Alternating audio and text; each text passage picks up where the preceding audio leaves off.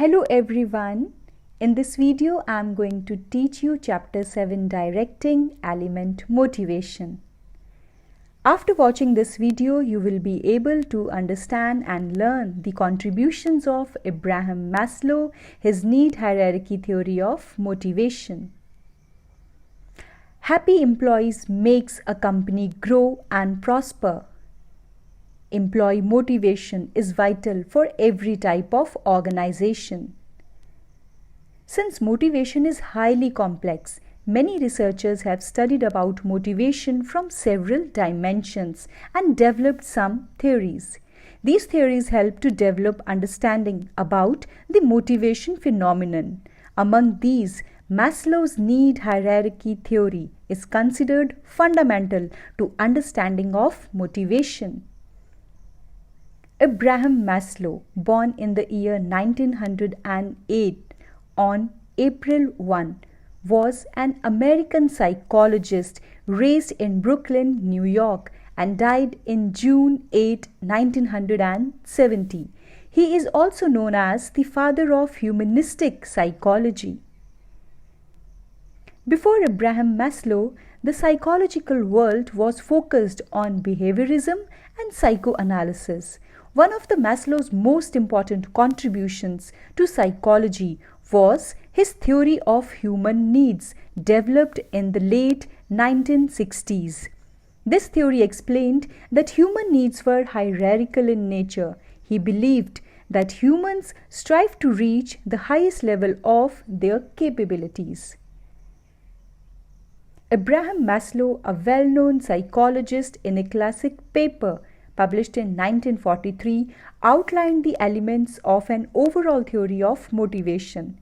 His theory was based on human needs. He felt that within every human being there exists a hierarchy of 5 needs. And these needs are: number 1, physiological needs; number 2, safety needs; number 3, affiliation or belongingness needs; number 4, esteem needs; and number 5, self-actualization needs. Let's discuss these type of needs. Number 1 is the basic physiological needs. These needs include basic requirement for survival and maintenance of human life. The common physiological needs are food, shelter, and clothing. The employees develop these needs for their survival. That is why they are at the top in the sequence. These needs can be satisfied when the monetary incentives are offered by the employers. In the organizational context, the basic salary helps to satisfy these needs. तो ये जो रोटी, कपड़ा और मकान की ज़रूरत है, इसे सबसे पहले एक इंसान पूरा करता है और इसे पूरा करने के लिए एक ऑर्गेनाइजेशन में उसे मिलती है basic salary. Number 2 is the safety or security needs. Once the present day physiological needs are fulfilled, then the people start thinking about their future, as they want to secure their future by making sure that in future also they continue to satisfy their physiological needs. तो अब वो चाहते हैं कि future इनका बिल्कुल secure रहे, इसीलिए अब वो एक ऐसी जॉब की तलाश करेंगे जहां उन्हें मिले जॉब सिक्योरिटी और इनकम भी रहे उनकी स्टेबल. इसके साथ साथ वो सोच विचार करेंगे कि कल को जब वो रिटायर हो जाएंगे तो उनको कोई पेंशन प्लान मिले.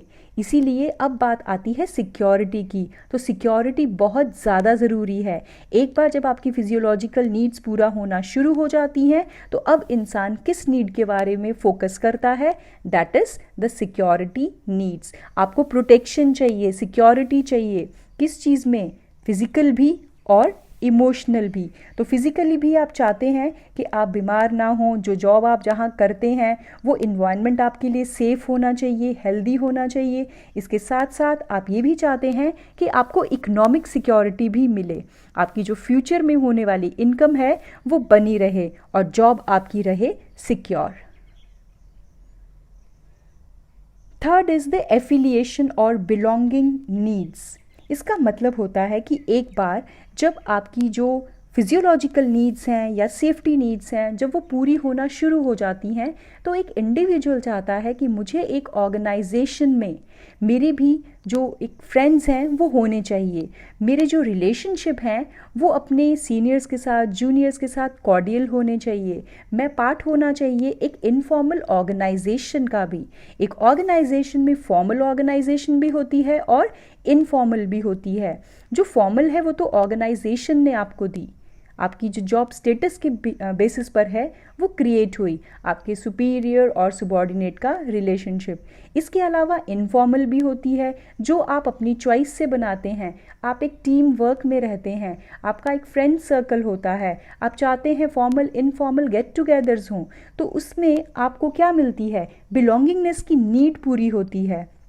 तो एक इंडिविजुअल को अपनी एफिलिएशन नीड को भी पूरा करना होता है, क्योंकि अगर उसके रिलेशनशिप अच्छे नहीं होंगे एक ऑर्गेनाइजेशन में तो वो हर वक्त टेंशन में रहेगा और उसका काम में अच्छे से मन नहीं लगेगा। तो हर एक व्यक्ति चाहता है कि वो एक ग्रुप का हिस्सा हो, उसका एक फ्रेंड सर्कल हो, ताकि उसके साथ वो अपनी जो जॉब की प्रॉब्लम्स हैं या कोई बात है, अपनी पर्सनल कोई फीलिंग्स हैं, उनके साथ वो शेयर कर सके और अपनी टेंशन को वो रिलीज कर सके। सो belongingness and affiliation needs are there which need to be met. Fourth is the esteem need. Esteem needs are related to the respect and recognition. When the above three needs are satisfied, then people start demanding respect for themselves in a group. वो चाहते हैं कि एक organisation में मुझे भी एक status मिले, रिकग्निशन मिले, अटेंशन मिले। तो ये नीड पूरी कहाँ से होती है? ये नीड पूरी तब होगी जब एक ऑर्गेनाइजेशन में एक इंडिविजुअल को प्रमोशंस मिलेंगी, या इसके अलावा नॉन मॉनिटरी इंसेंटिव्स भी हो सकते हैं। अगर वो अच्छा काम करे तो उसके लिए उसे क्या मिले? उसके लिए उसे रिकग्नाइज किया जाए, एप्रिसिएशन मिले। तो इन सब चीज़ों से कौन सी ज़रूरत उसकी पूरी होगी? उसकी एस्टीम नीड पूरी होगी। Fifth need is the self-actualization need. It is the highest level of need in the hierarchy. It refers to the drive to become what one is capable of becoming. वो बन जाना जो बनने के आप काबिल हैं, ये वो नीड है जिसे पाकर आपको लगता है कि बस यही लाइफ का मकसद था और ये मैंने हासिल कर लिया। तो इस नीड को पूरा करने के लिए आप अपनी पिछली 4 नीड्स को सबसे पहले पूरा करते हैं। तो ये आखिरी नंबर पे आता है सेल्फ एक्चुअलाइजेशन। जब आपको लगता है कि लाइफ में जो मैं बनना चाहता था या बनना चाहती थी और वो मैं बन चुकी हूँ, तो जो बनने के आप काबिल हैं वो बनना, उसको कहते हैं सेल्फ एक्चुअलाइजेशन नीड का पूरा हो जाना। These need include the growth, self fulfilment and achievement of goals. इसे एक एग्जाम्पल के ज़रिए समझते हैं। देखिए, अब ये पिरामिड आपको नज़र आ रहा है जहाँ आपको ये 5 तरह की नीड्स जो हैं वो दे रखी हैं। अब देखते हैं इंडिविजुअल एग्जाम्पल और ऑर्गेनाइजेशनल एग्जाम्पल में कि कैसे ये नीड्स जो हैं पूरी होती हैं। सबसे पहले बात करते हैं इंडिविजुअल एग्जाम्पल की। बेसिक फिजियोलॉजिकल नीड्स जैसे कि हंगर, इस नीड को आपने कैसे पूरा किया? ऑर्गेनाइजेशन में आपको क्या मिली? बेसिक सैलरी मिली। चलते हैं नेक्स्ट नीड की तरफ जो कि है सेफ्टी या सिक्योरिटी नीड। इसके लिए आपको क्या चाहिए? आपको चाहिए आपकी इनकम में स्टेबिलिटी, इनकम में स्टेबिलिटी और फ्यूचर की सिक्योरिटी। तो एक ऑर्गेनाइजेशन कैसे देती है आपको? आपको परमानेंट जॉब मिलती है या जॉब की सिक्योरिटी होती है। इसके अलावा आपको मिलते हैं पेंशन प्लान्स। तो जॉब सिक्योरिटी या पेंशन प्लान्स आ जाएंगे यहाँ पर। नेक्स्ट है आपका एफिलिएशन या बिलोंगिंगनेस नीड्स। इसमें आप फ्रेंडशिप चाहते हैं, फ्रेंड सर्कल चाहते हैं। तो ऑर्गेनाइजेशन में कैसे होगा ये? जब कॉर्डियल रिलेशन होंगे आपके अपने कलीग्स के साथ। Fourth is the esteem need. ये कैसे मिलेगी आपको? जब आपको मिलेगा एक स्टेटस ऑर्गेनाइजेशन में। और ये स्टेटस कैसे होगा? आपको ऑर्गेनाइजेशन में क्या मिलेगा? जॉब टाइटल, आपको आपके काम के लिए एप्रिसिएशन मिलेगा, आपको प्रमोशन मिलेगी। तो आपको स्टेटस वाली जो नीड है आपकी एस्टीम नीड वो पूरी होगी। फिर चलते हैं सेल्फ एक्चुअलाइजेशन, सेल्फ फुलफिलमेंट, वो बन जाना जो बनने के आप काबिल हैं। ऑर्गेनाइजेशन का एग्जाम्पल, आपके गोल्स का अचीव हो जाना, जिस मकसद से आपने वो कंपनी ज्वाइन की थी, और उस मकसद, उस पोस्ट को जब आप हासिल कर लेते हैं, उस मुकाम तक जब आप पहुंच जाते हैं, तो इसका मतलब है कि आपने सेल्फ एक्चुअलाइजेशन नीड को पा लिया। There are certain assumptions of Maslow's theory. Number 1, people's behavior is based on their needs. Maslow का ये मानना था कि लोगों का जो बिहेवियर है वो उनकी नीड से जुड़ा है। Satisfaction of such needs influences their behaviour, और जब उनकी वो नीड सेटिस्फाई होती है या हो सकती है तो वो चीज़ उनके बिहेवियर को क्या करती है, अफेक्ट करती है। People's need are in hierarchical order. उसने ये भी कहा कि लोगों की जो ज़रूरतें हैं उनकी एक हायरार्किकल ऑर्डर है, starting from basic needs to the other higher level needs.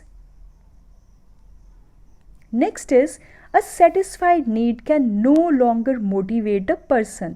जब एक ज़रूरत पूरी हो जाती है तो वो चीज़ उसे मोटिवेट करना बंद कर देती है, और जो नेक्स्ट लेवल की नीड है वो उसे करती है motivate. So only next level higher need can motivate a person. Next is, a person moves to the next higher level of the hierarchy only when the lower need is satisfied. तो Maslow का ये मानना था कि next level की need को पूरा करने के बारे में एक इंडिविजुअल तभी सोचता है जब इसकी पिछली जो नीड होती है, पिछली जो लेवल की नीड होती है, वो क्या हो जाती है, satisfy. And then Maslow's theory focuses on the needs as the basis for motivation. Maslow ने किसको माना कि मोटिवेशन का बेस क्या है, उसने कहा कि नीड्स ही मोटिवेशन का बेस है। कंक्लूजन पे चलते हैं कि क्या कंक्लूड किया हमने इसको पढ़ के मैस्लो की नीड हायरार्की थ्योरी को। This theory is widely recognised and appreciated. हर जगह इस थ्योरी के बारे में लोग पढ़ते हैं और इसको फॉलो भी करते हैं। However, some of his propositions are questioned on his classification of needs and hierarchy of needs. बहुत से लोग सहमत नहीं हैं जो उसने क्लासिफिकेशन दिया या नीड्स की हायरार्की के बारे में बताया। But despite such criticism, the theory is still relevant because needs, no matter how they are classified, are important to understand the behavior. ये चीज़ सबसे ज़्यादा ज़रूरी है कि एक कंपनी में मैनेजर अपने एम्प्लॉय के बिहेवियर को समझे और उसके हिसाब से डेवलप करे कि क्या मुझे स्ट्रैटेजी अपनानी है, क्या टेक्निक अपनानी है कि मेरे एम्प्लॉयज़ हमेशा रहें motivated. It helps manager to realize that need level of employee should be identified to provide motivation to them. Thanks for watching.